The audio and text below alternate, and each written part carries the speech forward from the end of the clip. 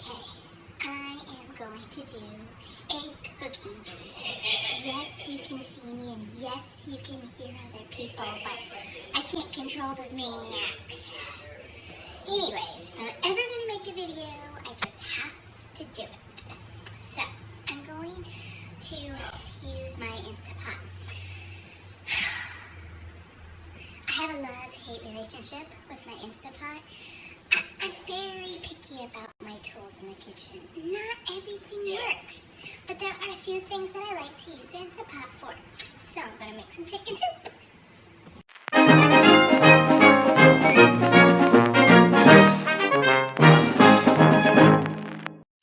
So chicken soup is probably the most versatile soup that I can think of. You can use so many different types of herbs and vegetables and things that you have on hand. It can be complicated, it can be simple. So just because a recipe that I'm going to show you has certain ingredients, it doesn't mean you have to use it all. Use what you like. However, if you want to try something new, it's nice to try something new and go out of your comfort zone. So, you can do how you want to do your soup. You do you. Okay, so my soup is going to have probably a lot more ingredients than you would want to put in your soup. Just because I'm recovering from surgery and there's certain foods that I want to have in my soup to help with my healing. Now, there have been times where I have to have the bare minimum. The one tip I can give you is have some sort of fresh herb. Highly recommend parsley. Parsley is inexpensive for the most part, and it's worth the value. And it will elevate your dish. And that goes with anything you cook. At least have one fresh. These are the fresh and dried ingredients I'll be using. A lot of it is optional, such as the pepper flakes, turmeric, and tarragon. If you can use fresh herbs, I recommend it. It makes a huge difference. I highly recommend parsley, lemon, and garlic as a must-have. It elevates that dish. You can use whatever chicken you have. I'm using rotisserie chicken from Costco. It cost me $5, and it's a great budget-saving tip. I can get 2 meals from my chicken. I'm only going to use the breast, and I'm going to save the chicken leg and thigh for another dish, perhaps tacos or casserole. And you can use that carcass if you would like in your soup, but I'm not going to do it in this dish. If you want to add more flavor, because let's say you don't have any chicken broth, but you have water, that adds good flavor, and it stretches your budget because you're using everything, and it's a great value. When it comes to the chicken breast, I choose to take off the skin, but if you want to leave the skin on, you certainly can and put it in your Instapot and then just fish it out later. It will add some flavor to that broth or water that you're using, so you can definitely use it. I'm choosing not to in this dish. I'll just remove it and discard it. When it comes to my chicken breast, I try to dice it small. The smaller you dice it, believe it or not, the more it stretches out and you'll get more chicken throughout your soup. The bigger the chunks, little kids might not enjoy eating as much. I personally don't enjoy eating big chunks. I like to dice it small. If you don't have chicken broth, I highly recommend some chicken base. It's a chicken bouillon. This isn't the hard squares. This is just a loose seasoning that will add great flavor to water. Because of the stay-at-home order, we've been in quarantine for 2 months. Prior to getting some food, I bought this chicken base as a backup because just in case I ran out of the boxed chicken broth, at least I would have some chicken base to add to my soup. It's actually really good, no preservatives, no additives. I highly recommend it if you can find it. I bought it at Kroger's. When it comes to onions, again, I like to stretch my budget. I don't need to use a whole onion or even a half onion. I'm just going to use 1/4 of the onion. I can typically use one onion and get at least 4 recipes from this onion. That's a savings tip. I'll just add extra onion flavor by using some onion powder. And that really stretches out your flavors and your budget. Highly recommend stocking up. Same thing with garlic. I love fresh garlic. If I have it available, then I'm going to use it. If I don't have enough, I'm going to substitute by adding dry with my fresh garlic, just to give more flavor. When it comes to dicing, I like to make small pieces. It's easier for my daughter to eat, and I just like smaller pieces in my soup. I bought a lot of frozen vegetables prior to our stay-at-home order just to stock up in case I didn't have fresh vegetables available. So I am using that in this dish. You don't have to. I highly recommend fresh if you can get it. I'm also using fresh ginger because it has good anti-inflammatory abilities, and I need that for my recovery and healing, but you don't have to use it. I peeled the garlic with a spoon, and I'm just going to put it whole in my soup and then fish it out later. I'm going to use French green beans fresh. However, if you have frozen green beans, definitely use that. You only need about 1/4 of a cup.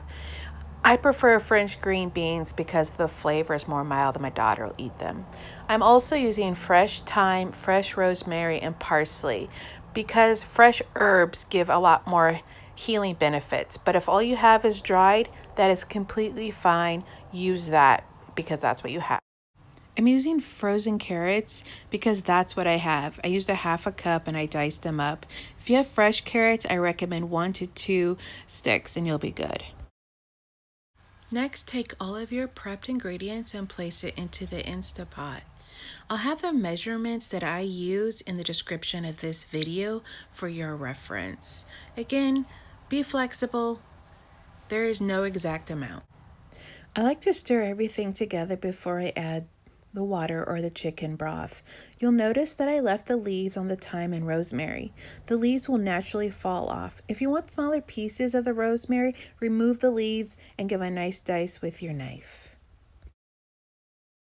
Next, you're going to add 6 to 8 cups of either water or chicken broth. I'm using water because I had a chicken base. Next, you're going to set the Instapot. You'll click manual. If it's necessary, you'll need to change your pressure. I had to change my pressure from low to high. Then next, you're going to change the time to 7 minutes.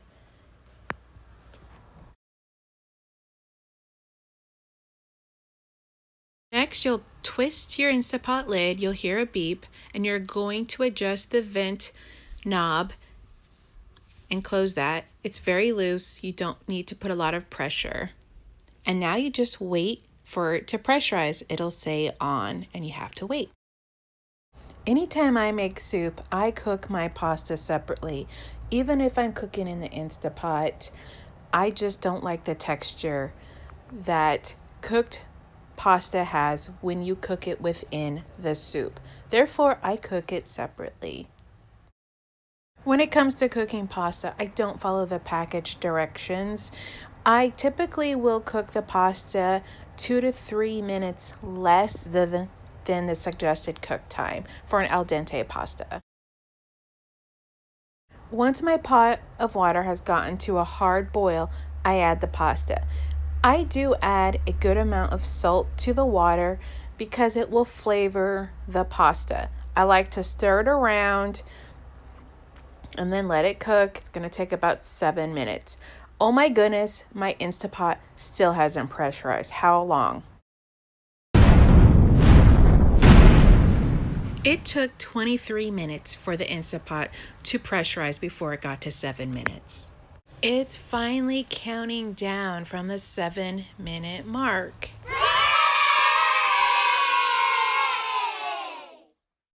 The pasta is done, and it took about 7 minutes to get it to the al dente texture. I only have 1 minute left before the timer goes off.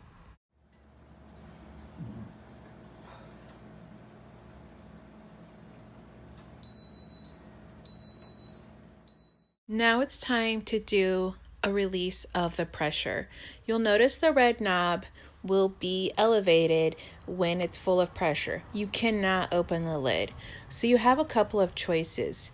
You can do a natural release, a quick release, or you could do a combination. You can let it release naturally for a few minutes, and then when you want to finish it off quickly, you just do it manually. Once that red button goes down, you can open the lid.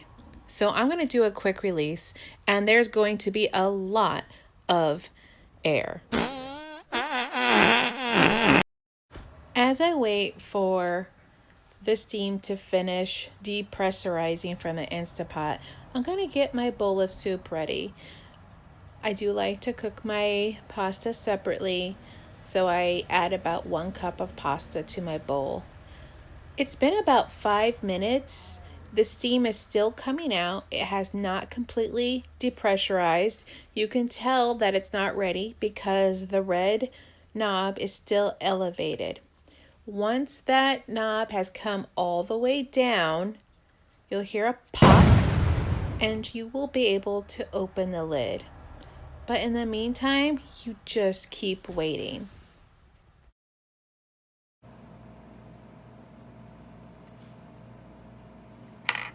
There we go. So it's done, and it's now time to open the lid. And we can see all that steam, and the soup is done. Before I serve the soup, I will remove the bay leaf, and I will also remove the twig that I used from the rosemary and thyme. So here's the finished product. It's very, very flavorful with all of those fresh herbs and garlic. It smells amazing. Okay, I'm hiding in my bedroom, eating my soup. So, my opinion, it took like 30 minutes to forget the preparation of the cutting, because that goes with Instapot cooking or Dutch oven cooking. It doesn't matter, right? So it took about a total of 30 minutes to make this soup in the Instapot. It did not take 7 minutes. Not 7 minutes. So the amount of time that it took me to cook this soup in the Instapot, I could have cooked it in my Dutch oven. But I guess it's more hands-off. But I really just think you'll get a lot more flavor if you cook it in the Dutch oven. I just do. But you gotta do what works for you. You do you.